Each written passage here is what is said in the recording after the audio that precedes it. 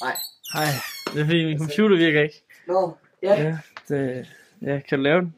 Det tror jeg godt, jeg kan. Ja. Ja, okay, så skal vi bare lige have den startet op. Ja. Hvad er der galt med den?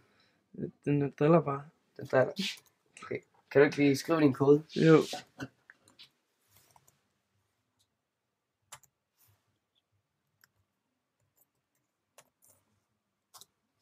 Okay, er det fordi den er for langsom, eller? Ja, den, når jeg prøver at åbne Internet Explorer, så står den bare, så siger den svarer ikke og sådan noget. Ja, okay. Og jeg tænkte, om det kunne være fordi, jeg har for meget på en computer. Det kan være en virus og sådan noget, jo. Ja, så, Okay, men kan du gøre det? Ja, jeg tror det nemmeste man kan gøre bare lige sådan, det er hvis du, jeg tror det er en rigtig stor virus du har. Ja. Og så tænker jeg, hvis du skal have virusen væk, jeg tror ikke man bare lige kan få den væk af et virusprogram. Nej. Og det koster også rigtig mange penge, så tænker jeg, har du noget på den, du ikke vil af med? Nej, jeg har det på en harddisk. Okay, så du har det hele på en hard. Ja. Okay. Så du bare har alt slettet på den og lavet den som ny. Ja. Det skal bare være ny. Nyt. Okay. Så går du herind, nu ude i siden, og kører musen lidt op, så kommer sådan en strimle her. Det er smart. Ja.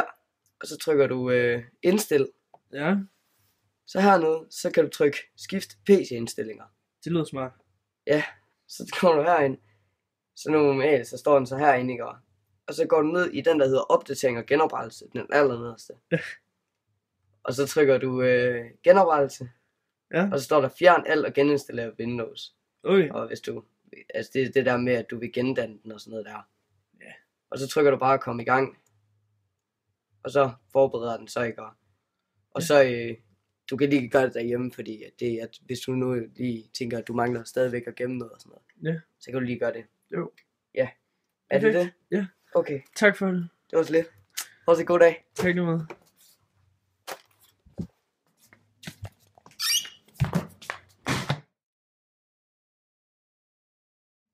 Hej, jeg vil gerne lige fortælle dig lidt om, hvordan man bliver datatekniker. Hvordan jeg har tænkt mig at blive datatekniker.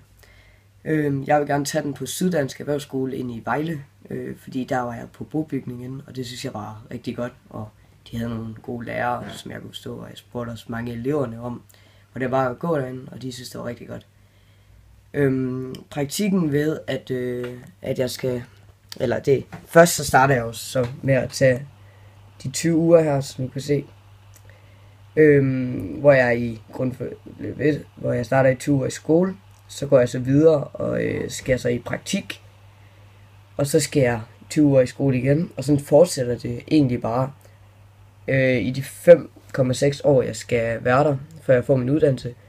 Og så her, når min sidste praktikuge den er færdig, så skal jeg så til en prøve i eksamen, så de kan se, om jeg godt kan blive datatekniker.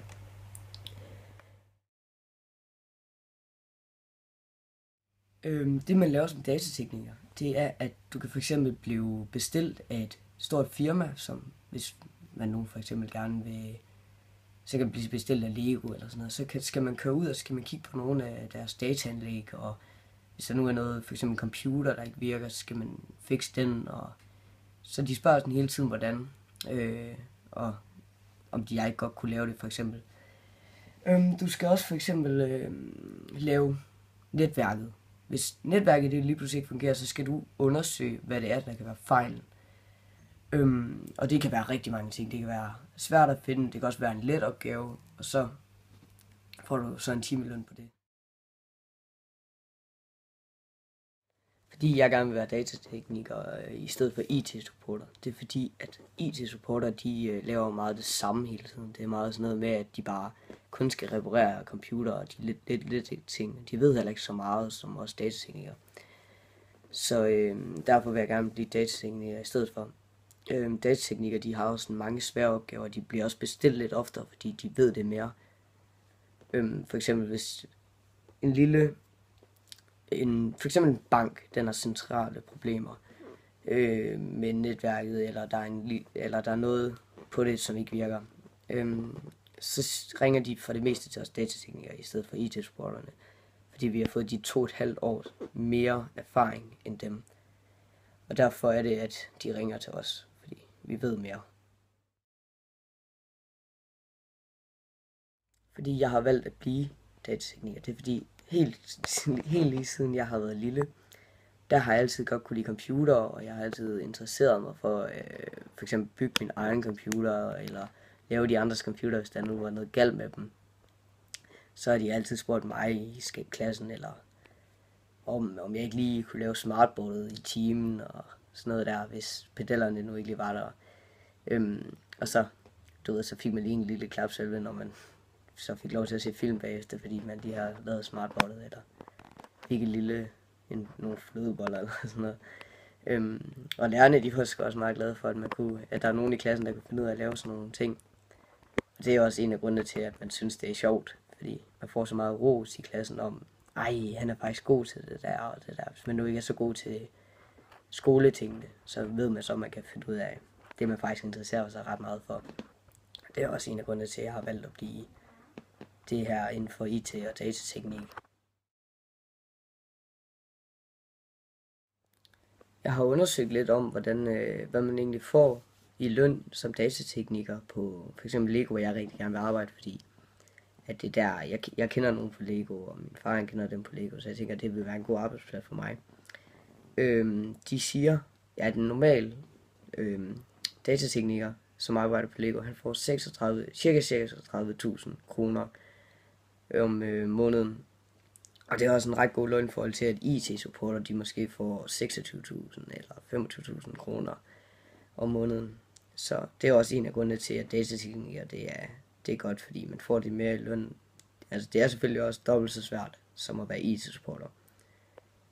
Men det er vel også lidt mere spændende, så fordi du keder dig aldrig som datatekniker. Der er hele tiden opgaver, du kan lave, og der er altid nogen, der spørger, om du ikke godt lige kan lave deres computer, eller lige kan lave deres netværkssystem, programmere lige det program, og kigge lidt mere på softwaren, og du ved også meget om harddisk, så når du kommer hjem, og din computer er sikker, så kan du bare lige lave det, og du kan lave dit netværk, hvis det er i stykker, når du kommer hjem. Du kan der er mange ting, du kan bruge datateknikker som, fordi at der er datateknikker, der er mega meget brug for dem, fordi computer, de er nok kommet for at blive. Det er nok også en af grundene til, at datateknikker, der er så meget, der er ikke så mange, der er datateknikere, så der er mange lærepladser, du kan få, og der er mange arbejdspladser, du kan få. Det er også en af grundene til, at der kommer flere og flere, fordi man er sikker på at få et arbejde, når man er blevet en datatekniker.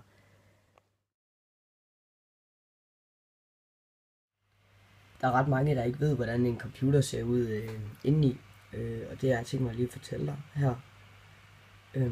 Det her, det er et DVD-drev. Det er der, du putter CD'erne i, hvis du skal se en film, eller høre noget musik, eller noget. Hernede, det er køleren. Det er den, der gør, at din computer den ikke bliver helt vildt varm, og den går i stykker på grund af, at den er så varm. Den der, den kan rigtig tit gå i stykker. Især på en HP-computer, hvis du bruger den rigtig meget, fordi den er bygget rigtig dårligt. Og den køler ikke så meget, så en HP, den bruger man for det meste ikke til at spille på computerspil, fordi så bliver den alt for varm. Det der, det er harddisken. Det er den, der gør, at du kan gemme alting, og den, det er egentlig bare alt det, der er på din computer. Det er den der, hele det her stykke her. Fra vores stik herhjemme, der kommer der 230 volt og 10 ampere ud. Og den her omformer her, den laver det så om til, at der kun kommer 20 volt og 2,5 ampere ind i computeren. Fordi hvis den fik de der 230 volt for stikket af, så vil det vil hele brænde sammen fuldstændig. Hernede, der sidder der 2 RAM-klodser. Og det her, det er så grafikkortet. Den plejer, der er forskel på 2 computer. Der er en arbejdscomputer, der er grafikkortet ikke så stort. Og så er der spillecomputer, hvor grafikkortet det er helt vildt stort, og det fylder rigtig meget, fordi at de skal have så god grafik på deres spil. Hernede, der er der, for eksempel, jeg har også 2 grafikkort. Her er der det ene grafikkort, og her er der 2 grafikkort. Så den her computer, den kunne godt ligne lidt min indeni. Her har vi så motherboardet. Det er det, der faktisk ligger i alt, det der grafikkort sidder i, og det her, alt det er bare her. Det er alle ledninger ført sammen med motherboardet, og motherboardet det er bare noget, en computer den skal have. Hvis den ikke har det, så er det ikke en computer.